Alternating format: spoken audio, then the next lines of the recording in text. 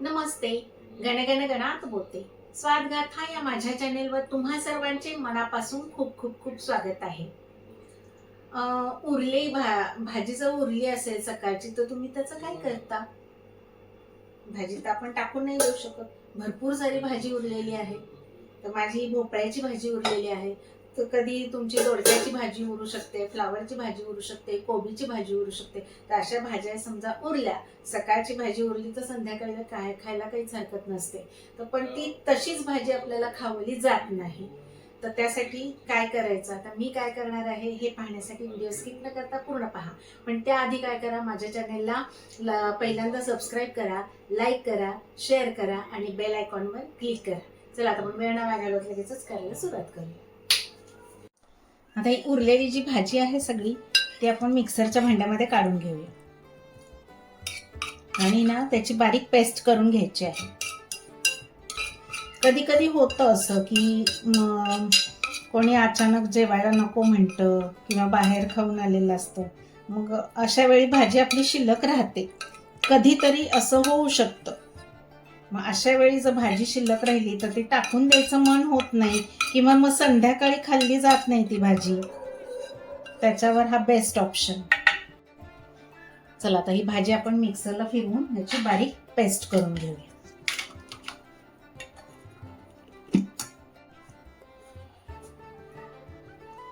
हे पहा, मी मिक्सरला बारीक पेस्ट करून घेतलेली आहे. आता आपण एका परातीमध्ये काढून घेऊया. हे पहा, भाजीची पेस्ट काढून घेतली आहे. त्याच्यामध्ये आता हे गव्हाचं पीठ जेवढं बसतंय तेवढं टाकून घ्यायचं. हे पहा, अजून मी थोडंसं टाकत आहे, साधारण अर्धा कप टाकते. जेवढं बसेल पीठ तेवढं टाकून घ्यायचं आहे आपल्याला. आणि याचा असा गोळा, म्हणजे घट्ट पण जास्त नाही आणि जास्त सैलसर पण नाही, असा गोळा आपल्याला बनवून घ्यायचा. हे पहा, म्हणजे अर्धा कप अजून वर बसलेला आहे. तुमची भाजी त्याची कन्सिस्टन्सी कशी आहे, पातळ जाड, त्याप्रमाणे तुम्ही पिठाचं प्रमाण ठरवू शकता. साधारण एवढं लागेल. आता आपण याच्यात बाकीचे मसाले थोडेसे टाकून घेऊया. पाव चमचा जिरा पावडर, 1 चमचा धना पावडर, चमच्याचा साईज एवढा आहे पहा. आता भाजीमध्ये मीठ असतं, पण आपण ही वर्ण कणिक ऍड केली आहे ना, तर त्या कणकेपुरतंच आपल्याला मीठ घ्यायचं आहे. अर्धा चमचा, म्हणजे माझा चमचा मिठाचा छोटा आहे, त्याचा अर्धा चमचा. आणि तुम्हाला हवं असेल तर लाल तिखट तुम्ही आणखी याच्यामध्ये ऍड करू शकता. मला त्याची गरज नाही वाटत आहे म्हणून मी नाही करणार. मी असंच एवढं तिंबून घेते. चला आता मी हे तिंबून घेते. भाजीमध्ये बाकी लसण आल्याची पेस्ट, कोथिंबीर, कांदा सगळं टाकलेलं असतं. काळा मसाला असतो, लाल तिखट सगळं असतं. त्याच्यामुळे याच्यामध्ये मग बाकीचे दुसरे मसाले परत ऍड करत बसायची गरज नाही. हे पहा, असा घट्ट गोळा तयार झाला आहे. आता आपण काय करूया, याला ना थोडंसं तेलाचा हात लावून 10 मिनिटाकरता झाकून ठेवूया.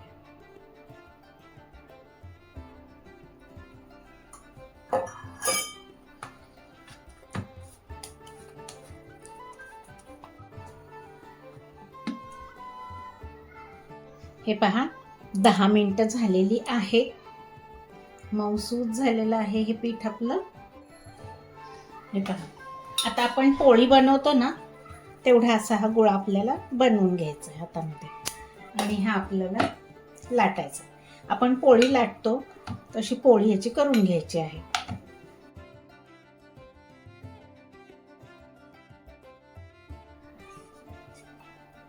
तेवढी लाटून झाली की आपल्याला काय करायचंय, तूप लावायचं आहे.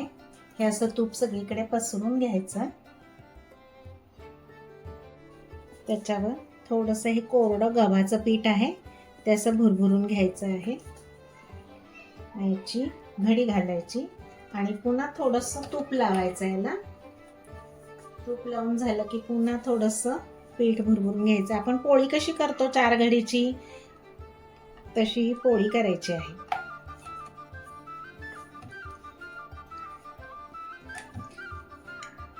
पीठ जर चिकटतंय असं वाटत असेल तर थोडीशी पिठी लावून घ्यायला हरकत नाही.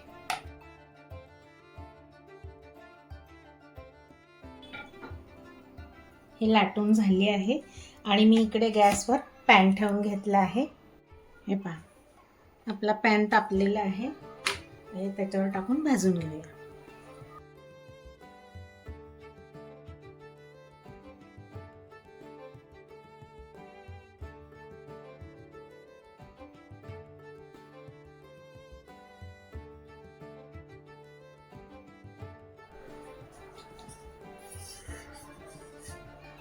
हे पहा, गरम गरम या मसाला पोळी म्हणू शकता तुम्ही याला. छान असं तूप टाकायचं आणि गरम गरम याचा स्वाद घ्यायचा. आवडली का माझी रेसिपी तुम्हाला? हे पहा, एकदम मऊसूत झाले आहेत, छान झाले आहेत. भरपूर लेअर सुटलेले आहेत. अशी मस्त तुपाबरोबर घ्यायची आणि खायची. भाजीची दुसऱ्या परत गरज नाही. केलं ना तुमचं काम सोपं मी. आवडली का माझी रेसिपी तुम्हाला? आवडली असेल तर तुम्ही पण नक्की करून पहा आणि मला कमेंट करायला विसरू नका. अशा स्वादिष्ट रुचकर रेसिपींसाठी पुन्हा पुन्हा भेट द्या माझ्या स्वादगाथा चॅनेलला. लवकरच भेटू आपण पुढील नवीन व्हिडिओमध्ये नवीन रेसिपीसह. तोपर्यंत मस्त खा आणि स्वस्त राहा. माझा व्हिडिओ पूर्ण पाहिल्याबद्दल खूप खूप खूप धन्यवाद. बाय.